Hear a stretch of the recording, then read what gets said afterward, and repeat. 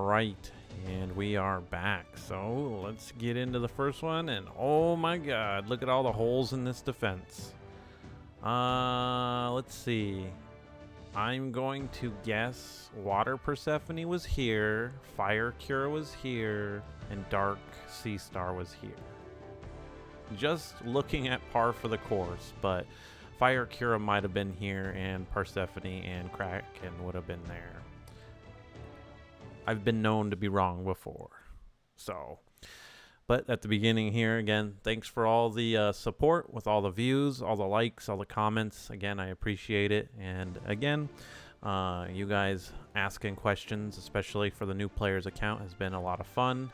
And I always put it out there that I am definitely not an authority or the be-all, end-all when it comes to it. I do only know what I know for Monster Super League. And I want to get more content for it done over time, but it is, trying to get more time to do this kind of stuff. So, but regardless, got the stun there, and we keep going on here. But again, yeah, thank you guys for all the support, all the new subscribers, and we will keep on trucking. Especially exciting considering the anniversary is just around the corner. I keep saying that, but it is a good time to play Monster Super League during that time, just for the amount of goodies that we're all going to get. So it's good that we get to all partake in that, and it's usually free. And it's one of the reasons why I've stuck with this game and this company, because of the way this game is. But we'll see. We're definitely going to see how it goes with Monster Super League 2 and how we're going to bridge the gap between these two. Because my prediction with some other people who play Monster Super League has definitely been that this continent is going to, it may not be this one, but there might be one more, but I kind of feel like this will be the bridge that, like this continent might be the bridge that gaps the two games somehow. But we don't even know how long until Monster Super League 2 is actually going to be released on the market kind of thing, so. Or at least somebody who lives under a rock like me and doesn't browse the internet too much looking for information. We couldn't get the stun there. But also, too, I wanted to address, too, Milton, you had asked a question, a comment on the video before, talking about how to counter my team. And I gave an honest answer, but I kind of, while I'm going through it here and going down through these fights, kind of talk about it too. Generally speaking, the teams that end up winning the most against my glass cannon are the ones that are usually fully super evolved. They're fully evolved. They're super ascended. Obviously, that's what I wanted to say, not evolved. But the super ascension teams are usually the ones that do the most against me, because they have those extra skills which are just, they're keeping up with, like a Revenge of the Fallen, where they just all of a sudden heal, and then you've got 200,000+ HP to go after again. It's those teams that have those little pokes that you're like, that it gets just enough annoying, and you just can't keep burning through it. It's those ones that specifically are hard. But once again, with the Champions League, I get the first blow, and with that, I don't think we're gonna win this one, so I'm just gonna give up the round and see what's on the bottom row. Those are the hardest teams to beat. My top one. You guys obviously see me lose my middle row a little bit more often than I like to admit, but I still do, right? So, at the end of the day, it just, the big tanky teams and the slow burn tend to be the ones that actually take out the chunk of, do the chunks of damage up top that I can't keep up with most of the time. But once again, Dark Persephone is what she is, and mine just happens to have really good resistance on her. Luckily, too, back to this, we pulled that one out on the bottom there. They definitely didn't have a good five Astromon down there. But it comes down to those skills, and unfortunately with Super Ascension, because it's random, it's just it.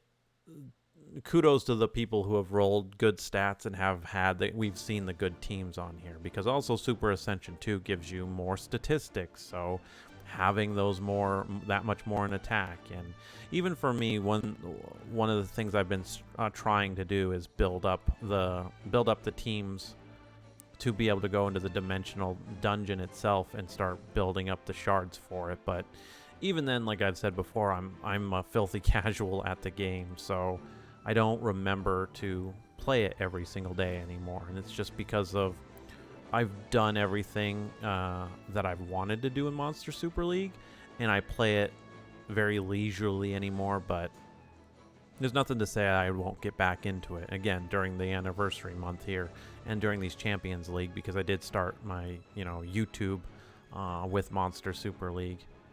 It's just kind of one of those things where I enjoy it enough, and that's why I enjoy recording it there. But I digress. That was a huge tangent, and I just realized I just let Shock through. Nice.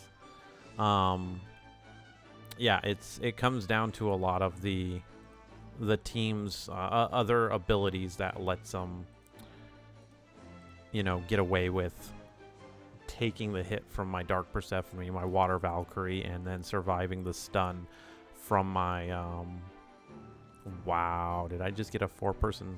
I did. I shouldn't win this one. There's no reason why I should win this. Oh, that's actually funny. It's actually funny. All right, well, and there's a perfect example, right? Crowd control is king. It always will be. If you can crowd control the team, and that's another thing to say about your defense team. If your defense team is just an annoying, taunting, sapping, petrifying, stunning, like putting Pugilist set gems, I haven't talked too much about gems. I always say gem check, but knowing, you want to be the annoying guy that puts Pugilist set gems on everyone and you're getting those stuns, that's how you can shut down the other team with your defense team. But once again, how much time? You got to devote a lot of time to farming those gems. You got to get in there to, dragons, so that means you're constantly running. And that's the thing about Monster Super League, is it's going to eat up your time. And I said that on the beginning of my new account for everyone, is Monster Super League demands your time. And if you want things to we got a full buff breaker for the immunity, but it still doesn't matter. Persephone's just gonna win on that. You want the stuff, you just like anything in life, right? You got to put the time and the effort into it, and Monster Super League will reward you for your time. You just got to get into it. And even this, like 2 Bastion set gems, this is interesting because, again, it's a barrier, right? You have to get through this barrier to kill these Astromon. And so having a full 4-person team with Bastion set would be, you could say, well, that's a good little thing. But the issue that comes down to it is it doesn't necessarily work out sometimes, because you have to farm those sets. Those gems only come from the world boss right now. So you have to do the world boss, and the world boss only comes around, I forget when the timer actually is for him. I believe Vitra's up right now for it. But you see what I mean, is it just takes a lot of time, and they're slowly trying to reduce the amount of time we spend, having to wait for things in the game. They just did that with the dungeons with Starstone and the elemental dungeons. That's what I was thinking of. So you no longer have to wait every single day to go on and to do, like, let's say water was on Wednesday, or Friday was the light dungeon.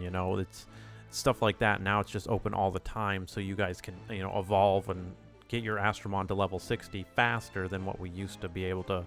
You had to wait, unfortunately, which is a good change. I like that change about the game, because having the accessibility to just get the things that you want, instead of going, my Astromon are ready now, well, now I have to wait until friggin' Saturday to be able to run the fire dungeon, right? When that was on Tuesday and it's now Thursday, kind of thing. So good changes have come down the line for Monster Super League, and they will continue to have this kind of stuff there. But there's, again, a lot of changes, minor changes for me with Astromon, that some need their kits changed to make them more viable. There's just certain abilities that, when you see it on there, I think, I forget the commenter's name, but just asked about a Wukong. And to be honest, when I looked at, literally was like, I don't remember what, I think it was Water Wukong. Looked up Water Wukong's abilities, and I'm like, yeah, this stuff is, I wouldn't put this Astromon anywhere near my teams. And there's not even a content I can see where that Astromon would go, right? And the thing is we can pause just for a second. This team that I have right here works. Yes, it's a glass cannon. I have 3 very powerful attackers. However, you got to see the utility that each one of these brings in here. Persephone's here to clear it. If she can't kill it, Water Valkyrie here is for that. If she can't kill it, my Arthur's here to try and stun it, right? And then Dark Yuki is here to, do the siphon, right? Get the siphon off of these Astromons so they can't hit my team. And so even there, going back to Water Valkyrie, right, with her ability here, she has a chance to get defense down, which got resisted here, right? So all of this gives me into chances of hopefully winning. And by the way, that is one hell of a tank for the gems on that friggin' Dark Arthur. Holy cow. The point I'm making is, like I said, you're building your team. And when you looked at Water Wukong, I'm like, oh yeah, well, he heals himself. That's good for him. And then his active skill heals everybody else. It's like, when you think about it, that's why we talked about Water Persephone in my selective summons. If you didn't get her, that's fine. Again, it's not the end of the world. But her kit is what brings her, as a good teammate. Again, talking about her leader skill, which is the crit rating, right there is a reason why you want her. You go to the Petrify. Well, when we talk about her going into this, right, into the PvP, we're talking about an Astromon now that can, literally crowd control the entire team once she has that up. That's nothing to scoff at. And so her utility in the sense that her normal skill literally heals everybody based on her HP.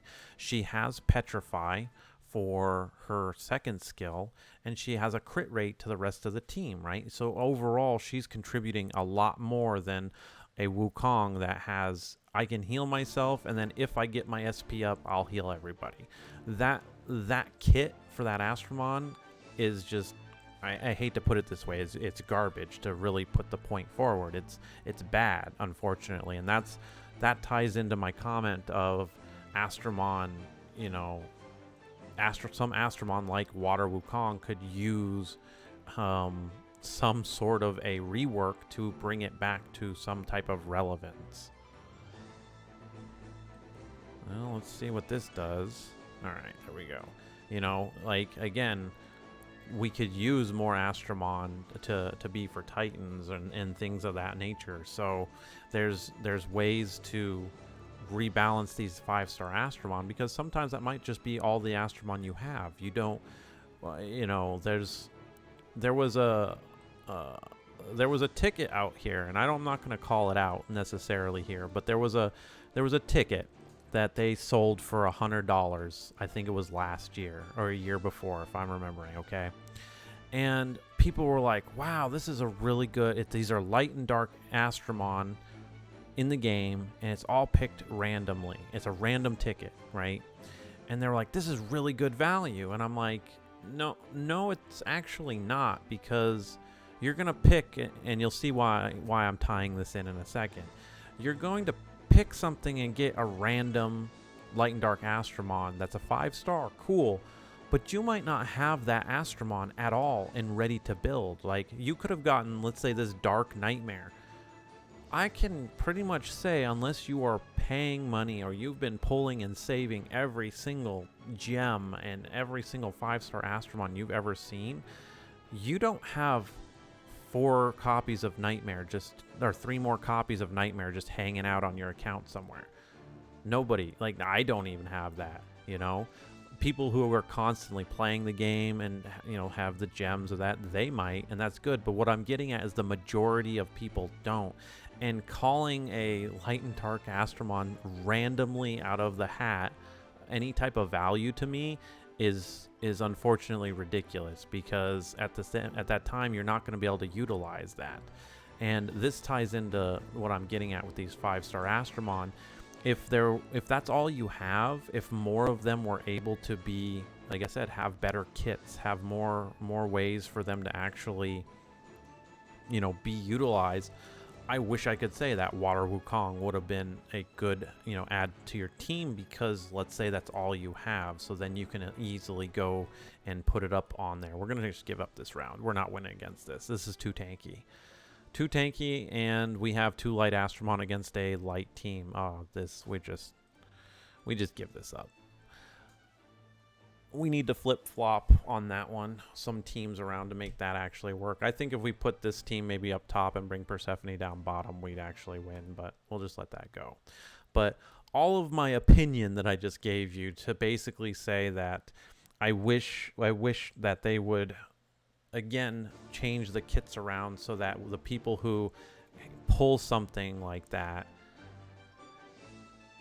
aren't forced to then go, okay, well, this now just sits in the box until I can get like a Fire Wukong, I think is what one of the ones used for Titans. And the reason is go look at its kit. Go look at his abilities. There's a reason why he is used in that. And so you have to save that Astromon for that. And I guess that's fine realistically, but at the same time, it's just literally something sitting in your box, and it's not being used at that point. So, and speaking of Fire Wukong, there he is.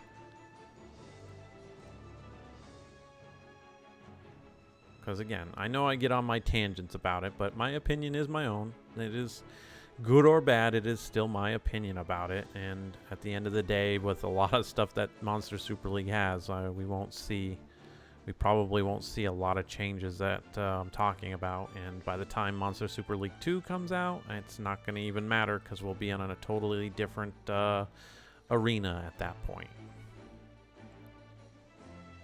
I still love this game. I still play it as much as I can. I still love recording videos and putting them up, so that's not going to go anywhere.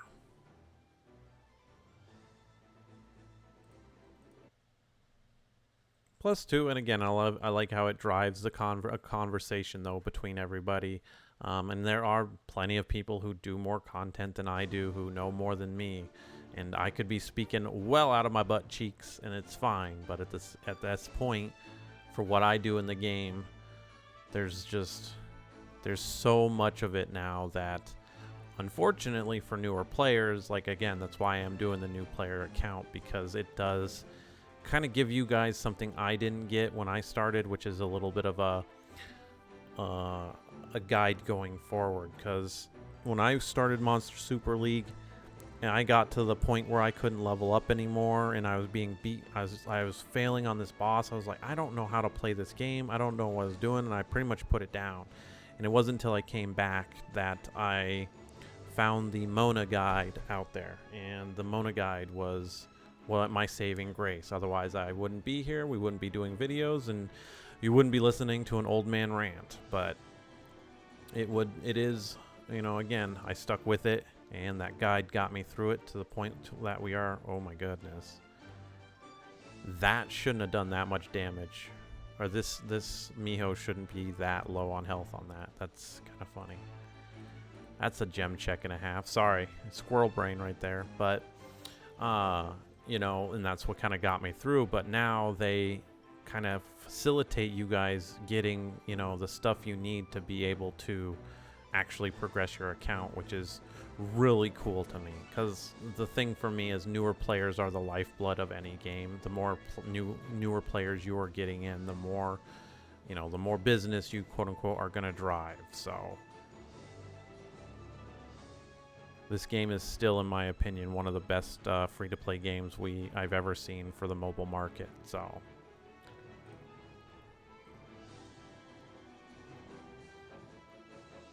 And I just hope they keep it that way.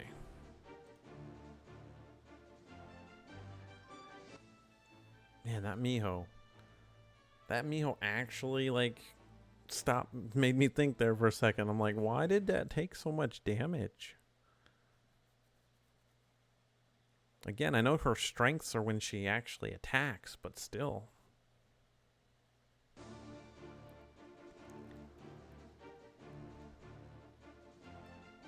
Alright.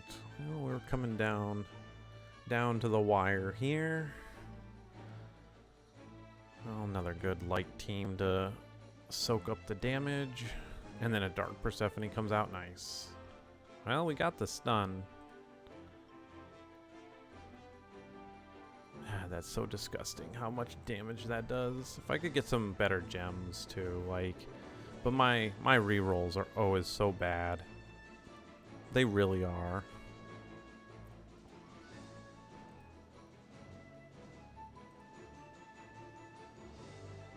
Like, you know, and again, I know I've said my piece and you're probably tired of hearing me rant, but like Yeti again, another Astromon that it's cool to see them in here, but they just don't bring anything to your these defense teams, but they also might not have have the 5 stars needed for this kind of stuff, you know. So it's what you got. It's what you got.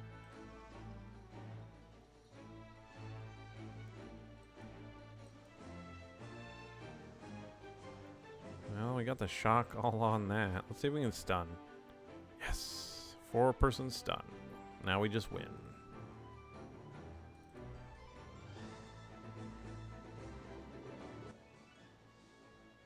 Again, there's cute, and then there's just viability, whether you're trying to actually make a defense team. But in the Champions League, to be honest, your defense team is just going to be what it is. It's up to you to, you know, get yourself up high enough that, you know, your defense, when it loses, you can bring it all the way back.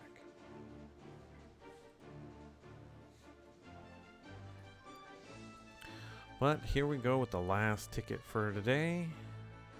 Full mono light team. Nice. Yeah, like, so this, I think that was Revenge of the Fallen or something like that. Like, these buffs on here can coincide, can cause some real problems, especially with the damage reduction ones. Those are yikes. Oh yeah, there goes Persephone. But this is why we have the backup. We got defense down. Oh man, I have no idea who's gonna hurt more. If we get the stun. We did not get the stun. Alright, well, we're just gonna let Griffin do his thing. But yeah, I think it was resistance down. That's fine. And now we're just gonna let it go, let it fly. Defense down's gonna shred. Again, this is why I run what I run.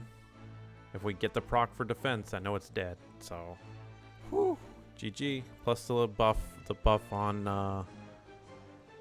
my Water Valkyrie too. The attack buff is what does it, but I don't know. We're gonna see. We're gonna go after you because you stun. You resist, and you got unwavering resolve. Nice. Still resisted. Well, here we go. Crit rate, like crit hard and stunned. Nice. I don't even know. What is this team? Who's healing? Who has the adrenaline? Somebody's got adrenaline in this middle row. Alright, well, I'll take a 3. Can we get a 4? Let's try it a 4. Yes. 4-person stun. Arthur comes up. Everybody's rearing to go. Pulled that one out of our butt. Thank you. Oh man, Dark Sonic has his animation. That's scary. Why do they only care about Dark Sonic?